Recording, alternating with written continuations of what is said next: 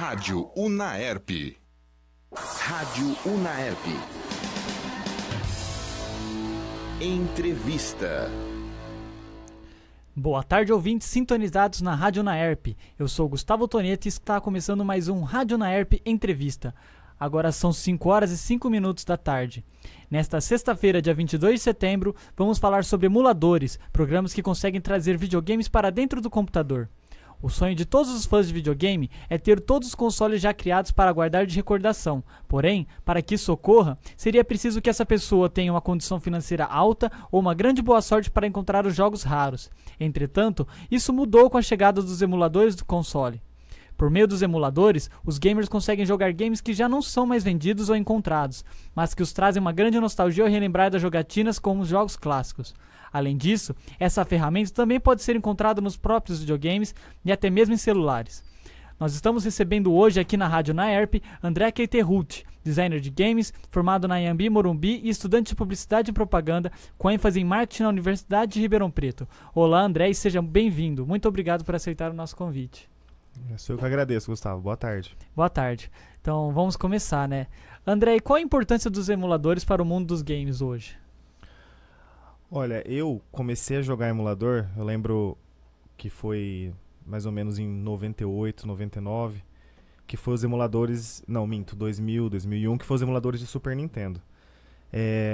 O emulador naquela época, eu acredito que ele tenha sido desenvolvido porque não eram todas as pessoas que tinham dinheiro de comprar um Super Nintendo, por exemplo, que era o que estava mais em alta. Eu não sou da época do Atari, dos anteriores, eu joguei alguns Master System, Alex Kidd. Hoje em dia, com os computadores estão muito bons, eu acredito que deva ter um emulador que tenha todos os jogos, praticamente, os jogos antigos. E a importância deles para aquela época, o que eu me lembro dos meus amigos também, era que assim, todo mundo precisava de um computador. Então, quando alguém teve a sacada de criar um emulador, a pessoa já uniu o útil ao agradável. Porque um computador, por exemplo, o meu pai precisava de um computador para trabalhar, mas eu não tinha dinheiro para comprar um videogame. Então, quando eu descobri o emulador, eu falei, pronto, vou usar o instrumento do meu pai para conseguir jogar meu videogame. E os computadores, assim, como que eles precisavam ser, né? Porque hoje a gente sabe que é bem fácil, né? Conseguir um programinha assim, mas naquela época, como que era? O problema daquela época, na verdade, era a internet. Porque por mais leve que fosse o arquivo, o emulador, o do Super Nintendo chamava SNES. Ele era levíssimo. Hoje em dia você baixa ele em 10 segundos. Naquela época ele demorava 1 hora e meia. E aí se alguém ligasse pro teu telefone, caía a internet. Então era complicado baixar. E era um pouco difícil achar os jogos também. Como ninguém sabia direito mexer, a maioria dos sites bons que tinham eram sites americanos. Não era todo mundo que sabia inglês também. Então, pra você pegar vírus era rapidinho, clicar em lugar errado. O vírus sempre foi um problema. E quando essa ferramenta surgiu, ela teve uma boa aceitação entre os desenvolvedores de jogos? Olha, o que a gente estuda na graduação, lá de Design de Games, na Anhembi, a gente tem até uma matéria sobre isso, chama a História dos Games. O emulador, na verdade, ele nunca incomodou a indústria de jogos, porque o desenvolvedor, eles ganhavam muito dinheiro. A indústria de games, eu não sei se esses números batem hoje em dia, mas a indústria de games, o orçamento dela era maior do que a indústria da música e o cinema juntos. Uma época, eu não sei se ainda procede isso. Então, eles ganhavam tanto dinheiro que o emulador... Na verdade, o emulador, eu acho que ele acaba servindo como propaganda, porque às vezes o cara joga tanto o emulador de tal console que uma hora ele pega e fala, eu cansei de ficar procurando jogos, é mais fácil eu comprar e ter o videogame, entendeu? Porque às vezes o emulador ele não traz a mesma sensação de ter o jogo, né? Não, assim, exatamente. Né? Você tem que se virar praticamente todo no teclado. O teclado do computador, ele não te dá a mesma sensação. O controle do PlayStation, por exemplo, quando lançou o PlayStation 1, ele tinha aquele vibrato. Você batia com o carro, por exemplo, tremia o controle. Isso aí você não tinha no teclado, não tinha como. E pra você, assim, quais são os pontos positivos dos emuladores? O ponto positivo é que muita gente jogava emulador, muita gente que não ligava para jogos começou a gostar de jogos através dos emuladores, entendeu? Eu acho que o ponto positivo foi popularizar os jogos, porque aqui no Brasil tem uma cultura, hoje em dia ela não é tão forte, mas tinha uma cultura na década de 90, por exemplo, que videogame era coisa de criança. Depois de uma certa idade você tinha que parar de jogar. Hoje em dia, se você olhar os jogos de esporte, por exemplo, principalmente futebol, o público-alvo deles é a galera acima de 20, 25, 30. Tem muito pai de família aí que chega em casa e joga futebol. O de futebol especificamente. Tem o pessoal que gosta de corrida, tem o pessoal que gosta de luta. Então eu acho que foi bom pra popularizar a cultura de jogar, entendeu? E no emulador tem a experiência de jogar o International Superstar Soccer, Oh, é. né? É com aquele portunhol dele Portunhol. lá, que gravação, eu não sei até hoje se é português ou espanhol que ele tenta aquela falar lá. narração lá inventada lá. E por que os emuladores conseguem trazer essa nostalgia aos fãs dos videogames? Eu acho que foi uma das coisas que você disse, que é exatamente esse o ponto que eu penso também. O emulador, ele possibilita você jogar coisas hoje em dia, jogos hoje em dia, que não são mais fabricados, não existem mais. Ou você tem como raridade o console, você guarda pela memória que você tem, ou você não tem. E essa nostalgia, ela vende bastante também. Tanto que, se eu não me engano, eu vi uma matéria mês passado ou 2 meses atrás, que eles estão relançando o Super Nintendo clássico, com vários jogos na memória já, a um preço absurdo. Aqui no Brasil vai ser bem caro. Então esse efeito nostalgia, ele vende bastante. Entendeu? Pra indústria, eu acho que isso aí... Que são os minis consoles, né, que eles estavam falando, né? O Super porque Nintendo, acho que até o Mega Drive também. Com os avanços que eles fizeram, hoje em dia eles conseguem fazer um Super Nintendo do tamanho de um celular, se eles quiserem, com todos os jogos da vida do Super Nintendo dentro. Já tem condição de fazer isso. Entendeu? Então eu acho que a tendência é eles reduzirem os consoles cada vez mais, esses antigos. E jogar 100, 200 jogos dentro da memória e a galera... E você acha que com esses minis consoles surgindo, os emuladores vão perder espaço? Não, eu acho que não, porque o videogame ele já conseguiu fidelizar um público grande. Quem joga videogame não troca pela experiência do console, acredito que não. E vice-versa também, eu acho que quem joga muito o emulador, o cara que é gamer daqueles que veio já da época do Counter-Strike, que ele é acostumado com o teclado, ele não troca também, ele gosta de ficar no teclado ali. Eu acho que são públicos diferentes, acho que um não anula o outro, não. E os videogames atuais, eles lançam remakes dos jogos por causa dos emuladores? Você acredita que é isso ou não? Eu acho que tem um efeito nostálgico aí também que vende. Porque, por exemplo, a Square, o Final Fantasy, que ele é bem famoso essa franquia, ela chama Final Fantasy porque foi a última cartada dos caras, porque senão a empresa ia entrar num déficit bruto, assim, talvez ela até fechasse. Então foi a última sacada, a última cartada dos caras. Deu certo, eles conseguiram erguer baseado nesse jogo. Isso aconteceu com a Nintendo, com o Pokémon também, quando lançou o Pokémon Green, o primeiro de todos lá, que os Pokémons eram bizarros, assim, não dava nem pra você saber qual era qual. O Pokémon salvou a Nintendo. Então o que acontece? Quando eu vejo muito fã falando assim, mas já se perdeu na história, o roteiro já faz 20 anos que... Só que, é que virou um negócio, entendeu? É uma marca. Eles não conseguem parar de fazer. Essa é a maldição dos caras. Eles têm que continuar fazendo Final Fantasy infinito, Pokémon infinito.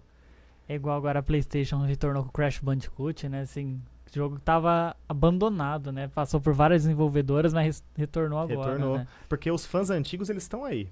Por exemplo, eu parei de jogar na época do PlayStation 2. Eu não cheguei nem aí no Nintendo Wii, GameCube eu nunca tive. Eu joguei Super Nintendo, Nintendo 64, PlayStation 1, PlayStation 2. Aí eu parei. Baixei emuladores algumas vezes no futuro, assim, joguei um jogo ou outro. Mas assim, eu fui perdendo o tesão de jogar videogame, entendeu?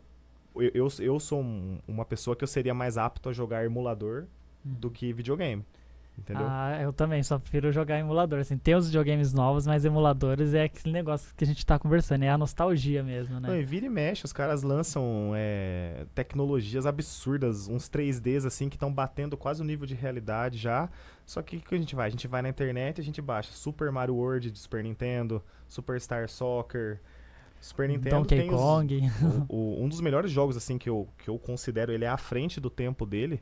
2 jogos, na verdade. Um chama Super Mario RPG, ele é pra Super Nintendo. Os gráficos dele eram muito à frente de qualquer outro jogo do Super Nintendo.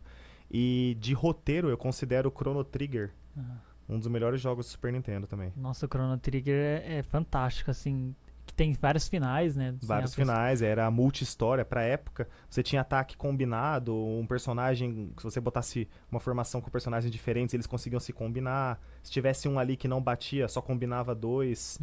E eu gostava também porque eu era muito fã de Dragon Ball, e quem criou toda a arte conceitual do Chrono Trigger foi o desenhista do Dragon Ball. O Akira Toriyama, Akira né? Toriyama, E essa coisa assim do emulador, essa sensação que a gente está dizendo também. E aproveitando disso, né, as empresas elas acabam até lançando controles dos videogames para o computador USB, né? Uma forma de trazer ainda mais essa nostalgia, né? Porque são empresas diferentes, né? As empresas de computadores, elas não são as mesmas das indústrias de videogame. Então, o que ela faz? Ela percebe que o usuário de videogame, uma das coisas que faz ele gostar do videogame é a sensação do tato, de ter aquele controle na mão. Então, ela criando uma espécie de joystick que simula aquilo, a chance dela conseguir fazer uma pessoa jogar o mesmo jogo no computador é maior. Sim. Por isso que toda empresa lança um jogo para videogame e outro para computador também. Uhum. Sempre tem. E agora, sim, com o surgimento também daí com a Steam crescendo ainda mais, né? Assim, os jogos também estão circulando ainda maior no computador, né? Que antes era a maioria Microsoft ou Sony, né? É, só os dois. E agora tá vindo mais pra Steam. Inclusive a Steam também tá lançando jogo clássico, né? Pra não perder esse público, né? Eu acho que esse público, eu não sei dizer, isso que eu tô falando aqui eu acho que ele deve estar aí batendo 50-50, assim, em porcentagem com o público novo. Que, tipo, a galera que cresceu jogando já Nintendo Wii, esses novos, PlayStation 4. A galera antiga eu acho que dá pau a pau com eles ainda, porque tem muita gente que jogou videogame. Muita gente, né? Assim, cada país tem o seu jogo, né, que específico, igual aqui. Não sei se você lembra do Top Gear, né? Que é um jogo de corrida. A trilha sonora dele é fantástica. Jogo é muito difícil. E aqui falam que a esperança dele, assim, de ter continuado era somente aqui no Brasil, né? Porque lá no Japão, nos Estados Unidos, não pegou. Não pegou. De Super Nintendo... Não, de Super Nintendo não. Os 3 jogos mais difíceis que eu joguei na minha vida, eu não consegui terminar eles. Eu tive que assistir o final depois, quando surgiu o YouTube, que alguém terminou e eu vi como era. Um deles é o Top Gear 2, que era impossível zerar aquele jogo. Você tinha que parar nos pit stops, você já perdia primeiro. É muito difícil. O outro era o Alex Kidd pra Master System, que você tinha que enfrentar os chefes finais jogando Jockey Pô. Pedra, papel, tesoura. E tinha o terceiro também, que eu considero muito difícil, é um de luta que chamava Battletoads. Que eram sapos que brigavam, eles só andavam em linha reta. A gente chama de hack and slash. Vai entrando personagens e você vai batendo neles. Que é do Nintendinho, né? Do Nintendinho. Esse Battletoads é muito difícil, cara. E eu lembro que esse Battletoads, assim, quando você jogava de 2, né? Se você batesse no seu amigo, você tirava a vida dele. Além disso, tinha que se preocupar com isso ainda. E... assim, qual é a sua experiência com os emuladores, assim, né? Atualmente você continua jogando ou você deixa um pouco de lado? Olha, por conta do trabalho, eu não tenho tanto... É meio clichê você falar isso, mas é verdade mesmo. Quando você começa a trabalhar esse tipo de coisa, você fica com menos tempo pra... Final de semana, por exemplo, que você tirava pra jogar, você faz outras coisas hoje em dia. Mas esse efeito nostalgia, ele bate muito forte em mim, porque eu tenho 2 pastas no meu computador. Uma é emulador de Game Boy Advanced, foi o segundo Game Boy, e a outra é o emulador de Super Nintendo. E são os que eu jogo. Eu tenho alguns jogos de Nintendo 64 que eu considero o Nintendo 64 também brilhante. Donkey Kong 64, até o Pokémon Stadium, a sacada deles de botar pra lutar em tempo real, que é muito o princípio do que lançaram nesse Pokémon GO aí. É um Pokémon Stadium, praticamente. São os 3 que eu jogo. Então, assim, conheço jogos de franquias atuais, mas falar pra você que eu joguei Assassin's Creed, qualquer um deles, ou esses de PlayStation 4, não, eu não joguei. E os emuladores, assim, por mais que eles sejam programas pequenos, né, assim, considerado, né, que como você falou, baixa em 10 segundos, alguns conseguem ter uma qualidade, assim, incrível, né, na hora de emular o jogo, assim mesmo. Você vê, eles colocam até, hoje em dia, 4K, né, e você vê todo, por mais que seja pixel, ele transforma o pixel em 3D, né, ou 2D mais avançado, e você consegue ver toda a qualidade que a produtora quis colocar naquele momento que a TV não conseguia no videogame, né, mas que na computador você consegue. O que eu percebo também é que é assim, hoje em dia, tem computadores que rodam tudo que você quiser. E tem emuladores, como você disse, que conseguem rodar tudo que você quiser também. Só que o que acontece? Para você rodar um jogo de PlayStation 4 com a qualidade que um PlayStation 4 tem, você precisa de um computador aí de pelo menos uns 8 pau. Se você vai gastar 8 pau com um computador, eu acho que é melhor você comprar o console aí. Mas é o que eu falei, às vezes o cara, é a questão de unir o útil ao agradável. Você é uma pessoa que trabalha com computador, você precisa dele pro seu dia a dia. Eu uso muito Photoshop, eu preciso dele. Então, eu gastar muito com computador, eu já uno o meu trabalho ao meu lazer. Agora, se você vai gastar 8 mil pra comprar um computador só pra jogar, eu acho melhor você comprar o console, então. E essa liberdade, né? Assim, como que você vê essa produção dos videogames hoje aliando com esses emuladores? Você acha que os emuladores vão conseguir um dia emular um PlayStation 4, assim? Porque a gente vê que até o PlayStation 3 tem emulador, agora desses consoles mais avançados. Respondendo a tua pergunta, eu acho que, como eu disse, funciona como propaganda. Porque se as empresas realmente quisessem dificultar os emuladores na internet, eles conseguiriam. A Sony, com direito autoral, ela é muito rigorosa. A Nintendo também é muito rigorosa com direito autoral, só que é muito fácil você baixar. Aí tem gente que fala, porque não dá pra controlar, a internet é muito grande. Realmente, não dá pra controlar tudo, mas eles têm meios de controlar alguma parte ali. E eles não controlam. Então eles deixam as pessoas baixarem pra que a pessoa goste e eventualmente se interesse. Entendeu? É o que eu percebo. E além disso, né, os emuladores dão uma liberdade a mais, assim, às vezes para um desenvolvedor anônimo que cria os pets, né, como Bomba Pet, vamos dizer assim, né, na época. Eu lembro que esse negócio de direito autoral, só pra dar um exemplo, teve eu acho que ele é brasileiro, inclusive. Esse cara pegou toda a mecânica dos jogos de Pokémon que fizeram sucesso, o Blue, Red, Green, Gold, Silver, Crystal, e ele fez um Pokémon versão dele. Chamava Pokémon Uranium. Ele ficou 3 anos desenvolvendo, ou 2 anos. Ele lançou na internet, o jogo começou a fazer super sucesso. Ele tinha programado modo multiplayer para as pessoas interagirem mesmo, em tempo real, dentro do jogo. A Nintendo mandou o cara tirar do ar. Nossa, baniu. Tinha um emulador de PlayStation 1, era o melhor emulador. Acho que é PSX Station, eu não me lembro o nome agora, eu tenho no meu computador. Dizem, né? Isso eu não sei se é verdade, foi um boato na internet na época. Disseram que você não estava conseguindo mais baixar o emulador porque um arquivo que vem nele que fazia funcionar não estava mais vindo junto. E você simplesmente não achava mais esse arquivo na internet. E até hoje você tem uma dificuldade muito grande de fazer esse emulador de PlayStation 1 rodar porque simplesmente tiraram ele dos lugares. Quem tem isso aí, geralmente, eu acho em site pra pagar. O cara pede $15, uns negócios assim, sabe? Nossa. Então, acabou, você disse, né? A empresa tá querendo tirar um pouco. Eu não assim, sei né, se são as meio. empresas, mas, por exemplo, é um cara que quer fazer dinheiro em cima disso. Então, aí já começa a ficar chato, né? Sim. Porque, a vantagem do emulador é que ele é de graça. Você só precisa ter um computador bom. Agora, se o cara começa a taxar o emulador, aí o pessoal para de jogar. Aí perde a graça, né? Perde Perde a graça. a nostalgia mesmo. Então, né, com essa evolução dos videogames, você acredita que os emuladores ainda continuarão, né? Não, com surgindo? certeza. Na minha opinião, assim, de quem eu percebo mais o mercado de computação.